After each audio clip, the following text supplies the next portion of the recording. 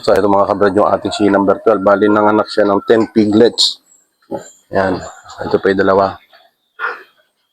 So magaganda yung biik natin mga kabrad. Tapos ito naman si 13. So ayun, meron siyang 11 ang naging anak nito mga kabrad. Kaya lang namatay yung isa.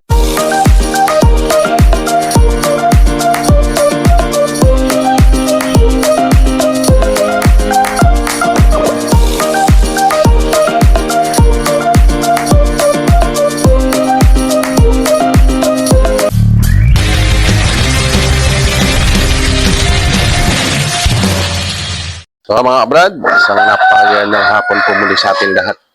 At ito na naman po, meron na naman po tayong magandang balita. Pala, nanganak na uli yung ating si number 12. Yan. Kaya ngayon meron tayong tatlong inahin na nanganak, si 12, 13, at saka si 17. So ito mga kabrad yung ating si number 12. So ito mga kabrad yung ating si number 12. Bali nanganak siya ng 10 piglets. Yan. Ito pa yung dalawa. So magaganda yung biik natin mga kabrad. Tapos ito naman si 13. So ayun, meron siyang 11 ang naging anak nito mga kabrad. Kaya lang namatay yung isa. Ano yung naipit? May nakatawan. Ay na talaga. O yun, kaya nga ito. So ito nga ang ginagawa ni Joel.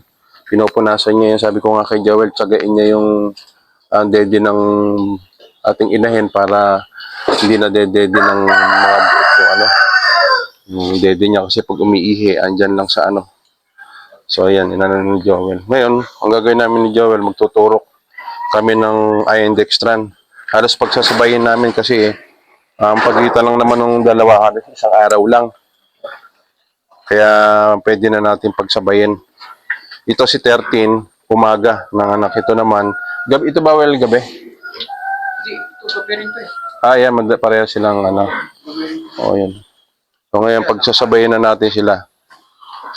Pero ito nung nanganak, andito ka nung nanganak. Magbabantay ako ng Ito yung, kasi ano to basal natin to. Ito yung basal natin mga kabrad. So ngayon, nililinis lang muna ni Joel yung dede. Dahil, siyempre, yung ating kulungan kasi hindi kamukha ng mga mamahaling farrowing pen na pag umihi yung inahin, tuyo kagad. Kaya yun, napakahalaga yun. Isa sa pinakamahalagang sa mga alaga natin inahin, yung farrowing pen niya. Kaya ang ginagawa na ng Joel, ayan, tsinatsaga lang niya na linisin. Meron siyang tubig doon. Ayan, maligam-gam ba yan, Well? Ayan, may maligam-gam na tubig. Yun ang inaano niya. Ito si number 12. Ito si number 13. Tapos, ito naman atin si number 17 din.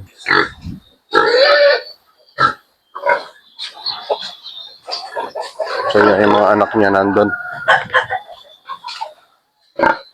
Yan, nag-iipon-ipon yung kanyang mga bake. Yan, sabog sila. So, yun din, pinalinis din natin kay Joel yung dede nito.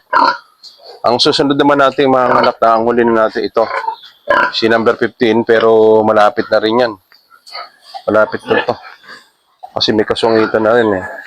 Yan, yung mapasin niyo yung dede niya, lumintog na. So, ibig sabihin, malapit na itong mga anak. Tsaka yung ating isang si ano doon, yung native, malapit na rin yan. Update natin mga kabrad dito sa ating sikate. Ang gaganda ng ano. Ganda ng kanyang mga anak. So ito yun nga. At magtuturo kami ni Joel ng iron-dextran. Tapos bukas, tuturukan naman natin si number 17, yung kanyang anak ng vitamin B complex. So ayan, tuturok muna tayo mga kabrad. Ito muna tayo kay number 12. Pinalakonin ko lang. Asan yung ano natin? Ayun.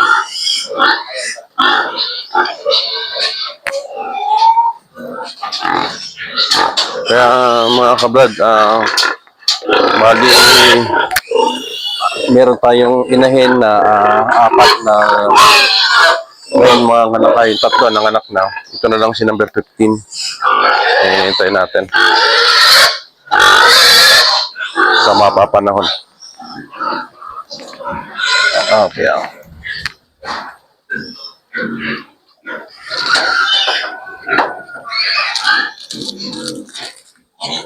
Mas okay pa yung ganito na halos sabay-sabay eh, di ba? Para isang anuhan lang.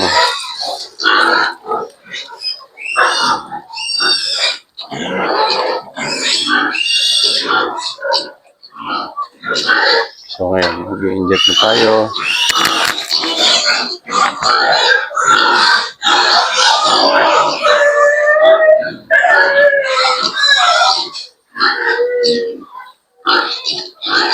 Hindi tayo kasi nakakabili pa ng yung isang pang-inject natin ringgilya eh.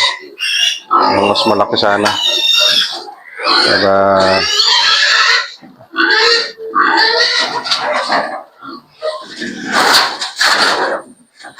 yan. Si 12. Ito mo na si 12.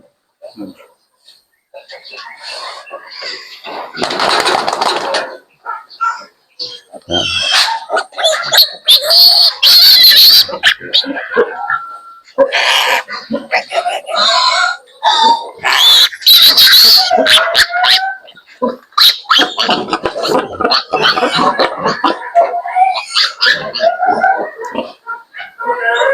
Yung kinahirapan dito sa aming kulungan kasi susuotin mo pa talaga yung bed dahil nga dito sa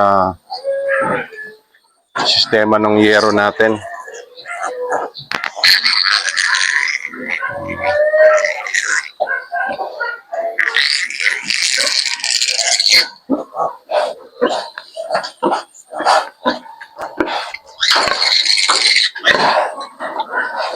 Kaya meron tayong 20 ngayon na tuturukan ng iron dextran.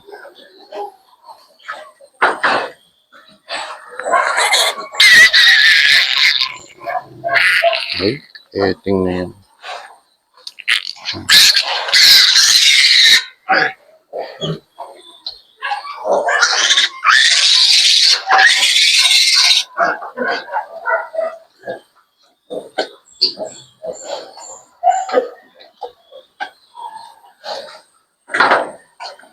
Yan, 3 ano.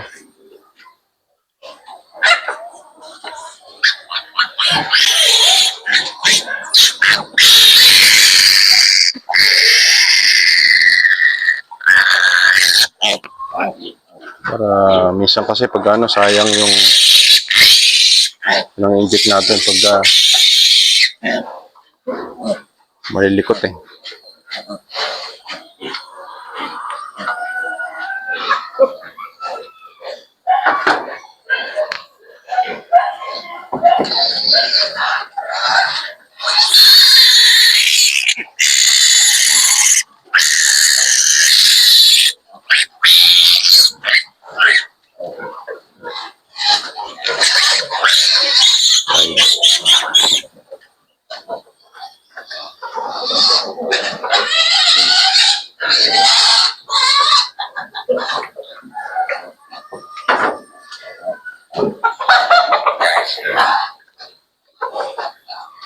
Malikot ah.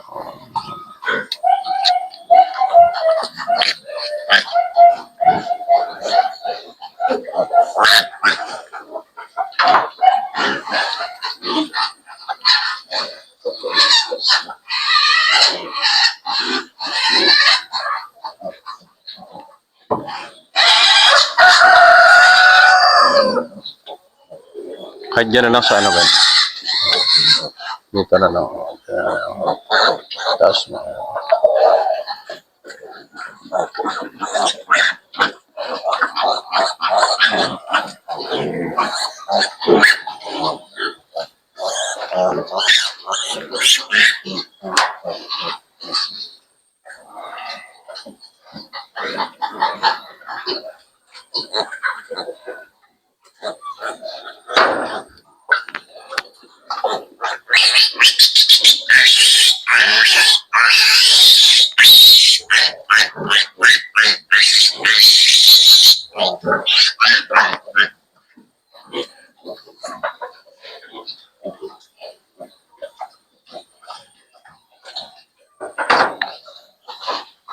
Sigurado, bibili na tayo nito ng ano, na Iron Dextran.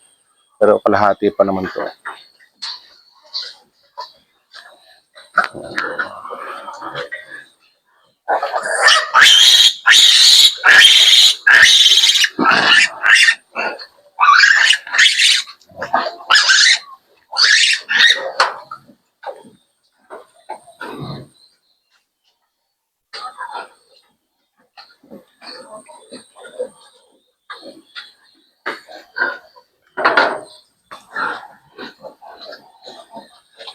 Malalaki din eh, no?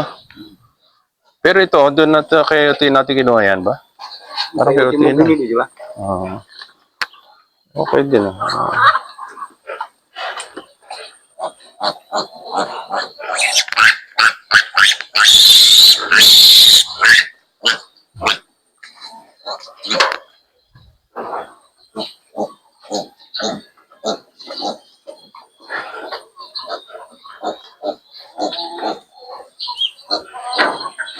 Parang isa na lang dyan ata.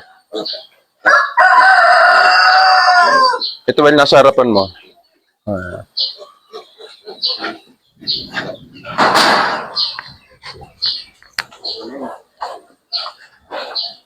Parang kompleto na, no? Sampu lang naman yan. So, okay. Diyan naman, sa kabila.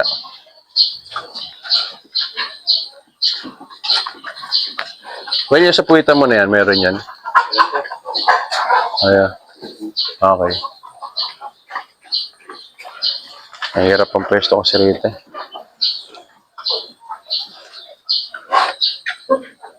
Papayarap ng biro. Yero. Kasi dito kasi yung yero, kaya mahirap sumuot si Joel dahil mababa. Hindi naman po pwedeng hindi natin to lagyan ng ganito dahil suporta nga dun sa yero natin. So ito naman tayo sa kabila. Brad. Ito.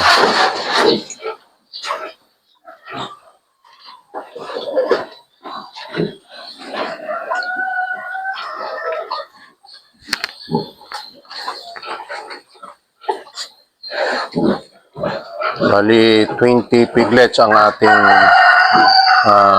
anin yan mga kabrad.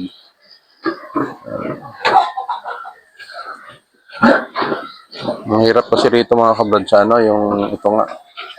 Mukha na ito, kaya nahihirapan dito si Joel. Yan. Yung pagsuot.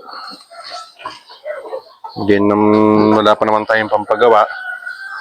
Kung gagawin to, napakalaking pera na gagastusin. Sige, well, okay.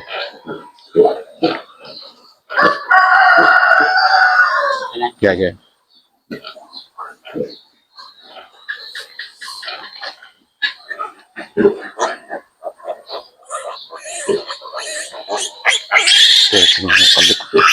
Kaya nagkakasaktan lalo, ano? Diba? Diba?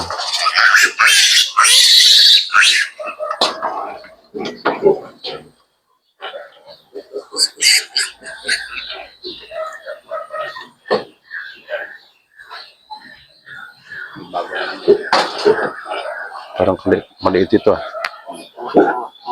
Ito kalaki ng matay.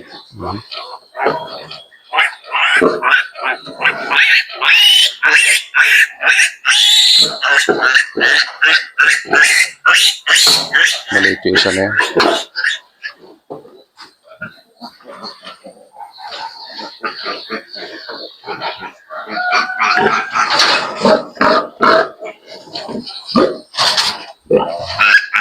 Sandal mo na ganyan to.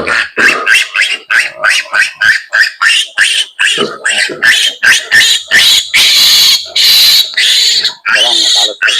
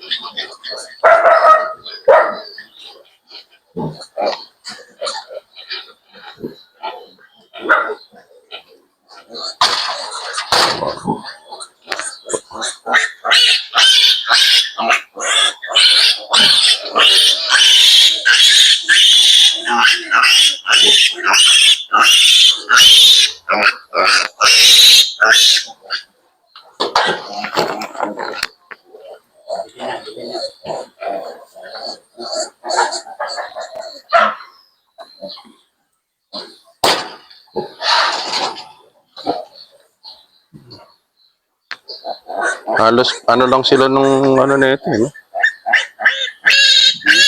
Yan si 12. Halos parehas lang yan. Okay, araw lang kasi pagitan, eh. Tinurok mo, di ba, ang kapita lang, ano lang. Isang araw, eh, no?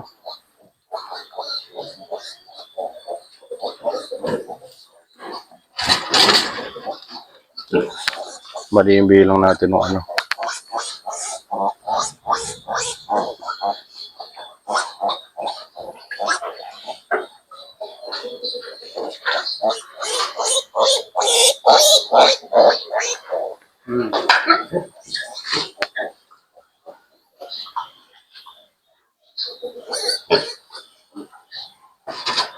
Teka.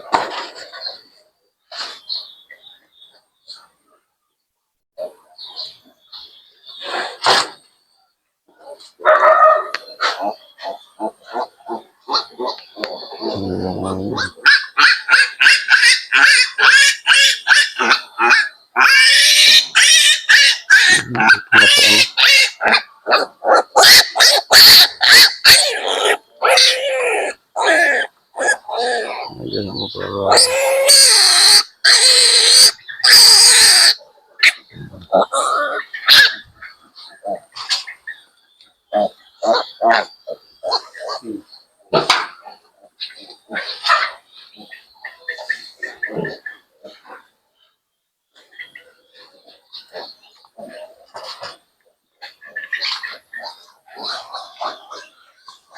malamang yan mga kabrad. Bubuhos na naman ang ulan yan. Madilim ang kapaligiran, makulimlim.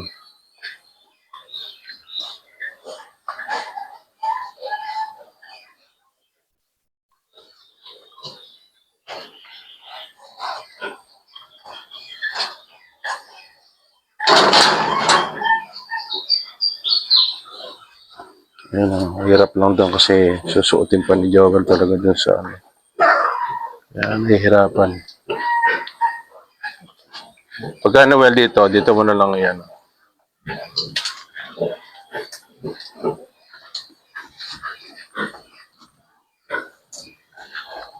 So ito kasi mga kabrad, kung makapansin nyo kasi yan, kailangan pa sumuot ni Joel doon para lang makuha yung biik. Kasi nga, nilagyan natin to ng yero protection sa kanila. Dahil ito, makapapansin nyo ating bubong. Ayan, o. Oh. Ayan. Kaya ka na. Ayan.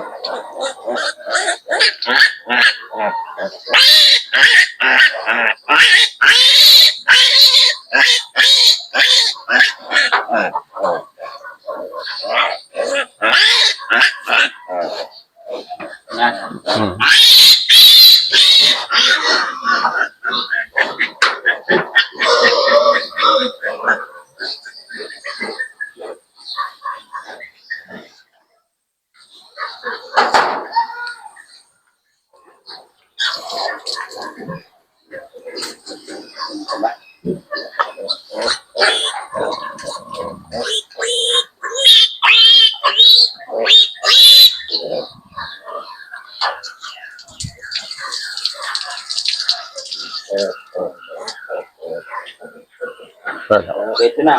Ha? Ito na. 10 na? Okay.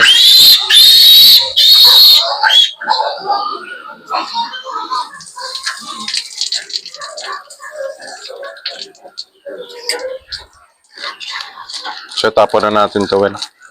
Meron pa naman tayo dun.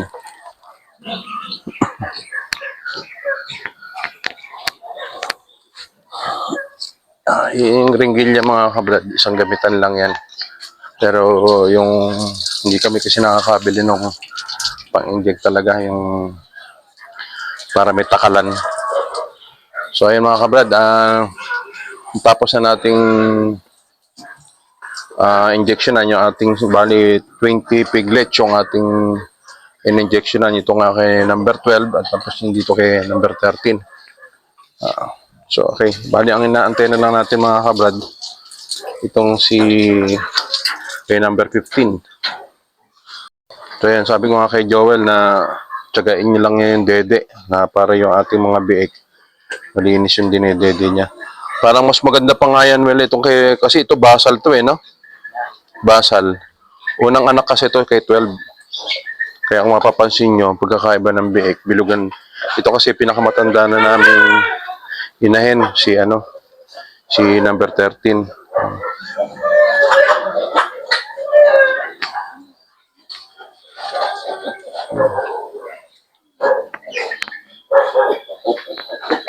So yun na, umaambon na nga. Ito naman yung susunod natin, si number 15 yan.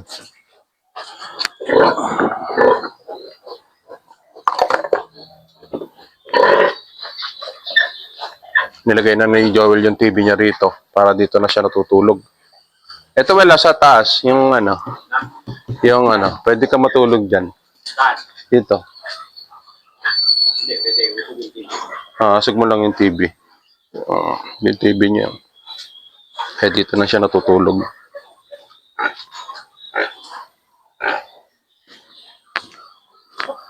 Yan, basta ganun lang, well, everyday na, tsagain mo lang. Para yung biik natin, madede niya yung malinis yung, sa dede, yung ina.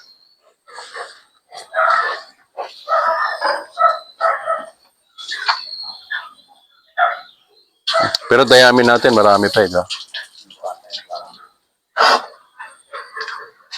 Sampu patay. Ayan. So ito kahapon, hindi, bali Sabado ba kinuha yung isa rito? Yung big dyan. Dito sa native natin, kahapon, kumuha rito yung kaibigan natin pulis, yun nga, meron pa siyang nakuha isa.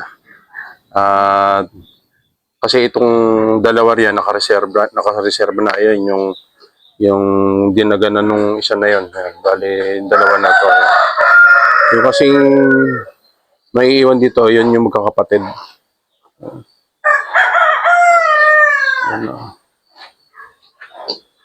Kabata-bata pa marunong sumampaw. No? So ito. Siguro next week na lang siguro natin, well, or sa Sabado, yung mga itim doon, dito mo na lang ilagay. Pwede na lang islipat. Bali yung 10 nating native doon, dito na natin isasama. Para hindi na rin masyadong nahihirapan si Joel, magdudukot-dukot pa rin ng Importante talaga, well, yung ating paanakan, yung sa susunod, yung paglilipatan natin doon.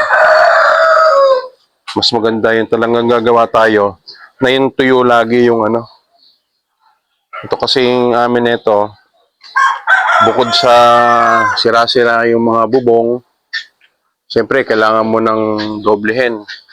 Kasi kung gagawin natin yan, wala tayong pampagawa. Kaya ang ginawa na lang namin ni Joel, lagyan niya ng lona, sinapinan niya ng yero. Kaya medyo mahirap pumasok. Tapos isa pa, naka-elevate lang ng konti yung tinutuntungan ng ating inahin. Tapos ito nakadrop. Kaya, pero ang talagang design ng ating farrowing pen dapat, kung nakikita nyo yung nakaangat, naka-elevate ang puro bakal. Dapat ang nakalagay dito yung may bakal talaga dyan na nilalagay dyan. Pang inahin. O yun dito, yung may nilalagay talaga dito, yung pong dito na yung mating. Ayan. Yan. Kaya pag uminom yung ating inahin doon, hindi nababasa yung mga biik. Dito kasi sa atin, simento yung flooring kaya nababasa. Lalo na pagka umiiha, ang nalagyan lang natin ng bakal diyan, yun sa puwitan, yan. Yan lang yung nalagyan natin diyan. Pero kung tutusin, dapat lahat yan.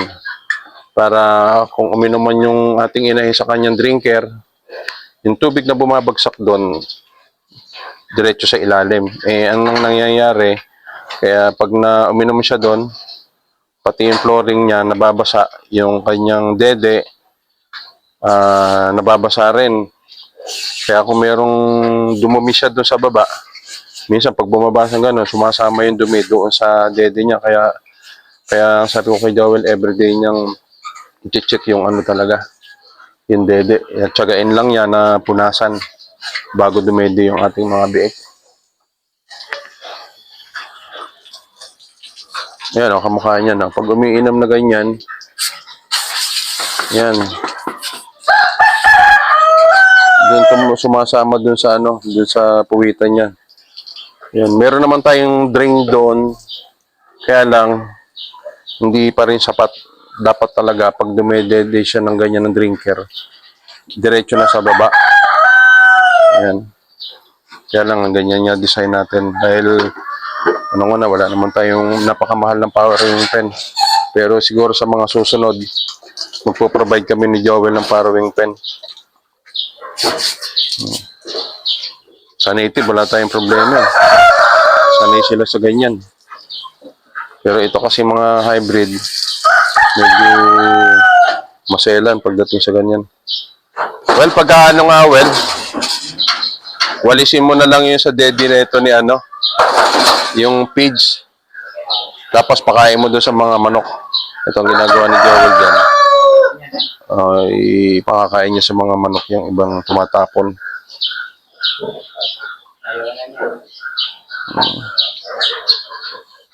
So ayun mga kablad, isang napakagandang hapon na tapos na tayo mag-inject sa ating mga bake. Meron tayong mga 20 piglets na ginano natin na in-injection na ng iron dextran. Kaya sa susunod, yun na si number 15 yung ating inaantay ng mga anak. Kaya antayin natin mga kablad. Kaya mga kablad, muli, maraming salamat. God bless po.